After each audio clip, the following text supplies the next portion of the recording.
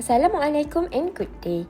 I am IZLYANA HAZIQAH and today I will be presenting the topic of Islamic financial system as the subset of a conventional financial system and its major issue. The global financial system is mainly shaped by two systems, namely the conventional and Islamic financial system. Islamic finance is based on Sharia principles, which strictly prohibit riba or interest, gharar, known as extensive uncertainty, and MASRI, which is gambling. Instead, Islamic finance emphasizes ethical investment, risk sharing, and social welfare. In contrast, the conventional financial system operates primarily through interest-based mechanisms and profit maximization. Despite operating alongside the conventional system, Islamic finance has its own legal and regulatory framework designed to ensure Sharia compliance. In Malaysia, Islamic financial institutions are governed by the Islamic Financial Service Act 2013, known as IFSA 2013.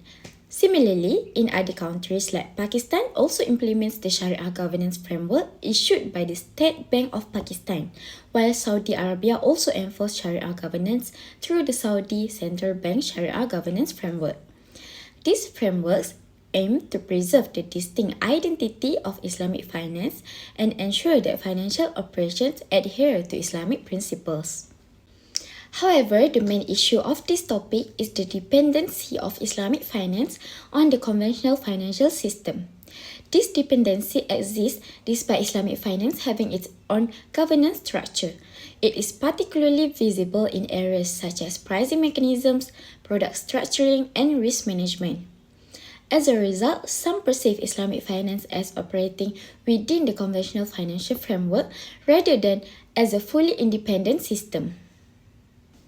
In practice, Islamic financial institutions rely on conventional interest rate benchmarks such as LIBOR, CLIBOR, KIBOR, and COFI. These benchmarks are commonly used to price Islamic financial products such as murabahah, ijara, and sukuk.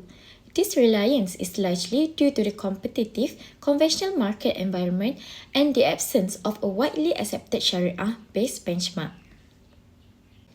From a Sharia perspective, the use of conventional benchmarks is considered legally permissible as long as the contract themselves remain Sharia compliant and do not involve interest-based loans.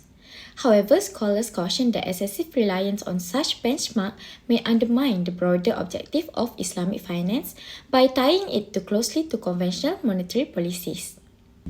To address this issue, Bank Negara Malaysia introduced the Malaysia Islamic Overnight Rate or MYORI, which is a transaction-based and Sharia-compliant benchmark rate that will become mandatory for Islamic financial products from July 2027 with a full transaction expected by 2029. This initiative represents a significant step toward reducing dependency on conventional benchmarks. In conclusion, while Islamic finance currently depends on certain elements of the conventional financial system, this dependency does not make it a subset of the conventional system. With its distinct Sharia foundations, strong governance frameworks, and ongoing reforms such as MYORI, Islamic finance remains an independent system operating in parallel within the global financial landscape.